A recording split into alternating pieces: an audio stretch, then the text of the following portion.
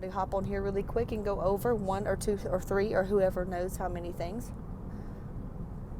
about diet, fitness, health, mental, all that stuff, right? So I've had some clients, and I'm big into hormones. I work with a lot of women, a lot of women. I've helped a lot of women because we all have just hormone issues, food sensitivities. A lot of women have autoimmune issues, autoimmune diseases, and God knows what. And a lot of women have trauma, just trauma in general. And everybody does. I mean, I'm not saying men do not, but we're just talking about women here. A few times I've had women, oh God, they will get on hormones where, they're pretty strong hormones too. Whether it's testosterone therapy, it's cortisol, or a high potent bioidentical thyroid. And for most people feel it. Let's just say testosterone. You're going to feel that day. You may not feel it like like a caffeine type thing, but you may clean out a closet that you normally wouldn't have done. You may have energy to go pull weeds outside and hit the grocery store and play with your kids, whereas before maybe you couldn't do that. Come on out. So that's the kind of thing that testosterone typically, you'll notice you feeling like. Well, sometimes I will get clients, and this isn't often. And I don't know if you know, I'm big into, you could call it metaphysical stuff. I believe that every manifestation, physical one, comes usually from an emotional thing.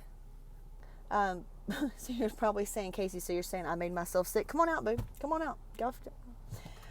Yeah, I am saying that. And it could be from cycles. It could be from who knows what. But for the ones that are aware, the ones that follow me that are aware and conscious and fucking woke, you know what I'm talking about. All right, moving on. So when those people get on testosterone therapy and TRT and things like that, please don't go in the road. They'll be like, I don't feel anything. I'm like, what? What do you mean you don't feel anything? Dude, they'll get on so much stuff where the average person, because we work with hundreds of people. And even, I work with the doctors, and we always communicate and collaborate with each other. And I'm like, what do you mean they're not feeling it? Same thing. They're like, I don't know, like what, it could be a, what do you call it? Absorption issue. And sometimes we'll switch some things to do sublingual and whatnot. But certain types of people that don't feel things, here's what it is. They are not in their bodies. And what that means is when your physical body becomes a place that's so miserable, and it could be from outside stresses, it could be from internal, it could be from past trauma, that you've been through. What are you talking about trauma, Casey? Hell, I don't know. You tell me. It could be, sexual molestation as a kid. It could be witnessing something horrible when you were a kid. It could be, your parents beat the shit out of each other. It could be you lost a very close friend. You lost a dad. You just something. And over time, if you don't handle those things and you don't process those things, they just kind of go to a place inside of you and stick and stay, and it's not pretty. And so sometimes, and I've been here myself, and it's been so miserable on the inside where you're not in your body. You don't really know what it feels like because you're so used to pushing emotions down. You're so used to not feeling because, like me too, I was brought up where crying was considered weak. You know how it is. Work, and I don't care if you just had surgery. I don't care if you're sick. You're going to do it anyway. That kind of thing. So it depends on how you were brought up. Maybe you brought up a bunch of brothers and sisters. So what was the point of being sad, or what was the point of being this, because you weren't going to get attention anyway. So little bitty things that some of the people aren't even aware of, that their parents or their siblings or their coaches or pastors or whatever else, how they were brought up. Because I didn't know this. From 2 to 6 years old, you're in your brain wave. Your brain is in the same state as hypnosis. So anything you hear or consume or are told, belief system, that's usually when you get into the religion that you, or wherever you live, what religion that's that in that geographical area, that's when you do that. It's because that age is so, you're just shaped. And as adults, 95% of us walk around still in that mode, from what we learned and were taught from 2 to 6.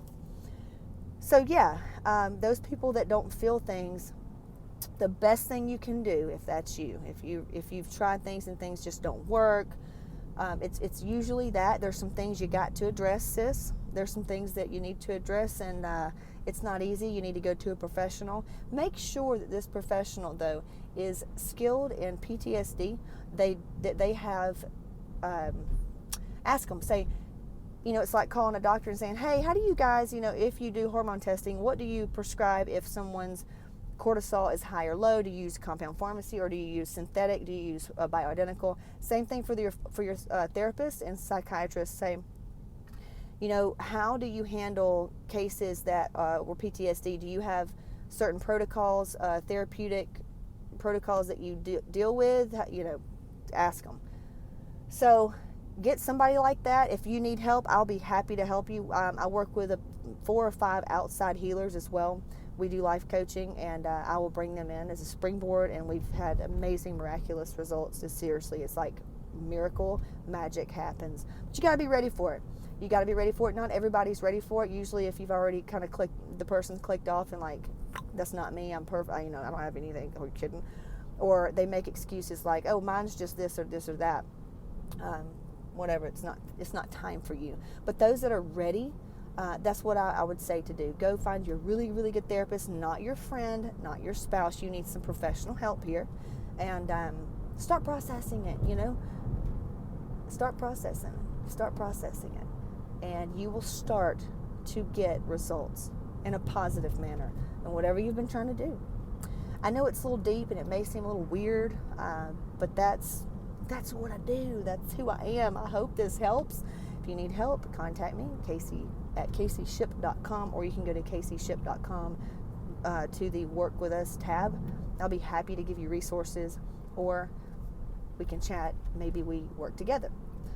Have a great Friday and enjoy your weekend. And remember, if you don't like your mom, don't go see her just because it's Mother's Day, because doing things out of obligation or guilt is how we show ourselves that we don't love ourselves. How about that? And for those that have lost your mother, I am so sorry. However, I'm pretty sure she's floating around you. So try to do something that you would have done together to keep that memory going. And I'll talk to you soon.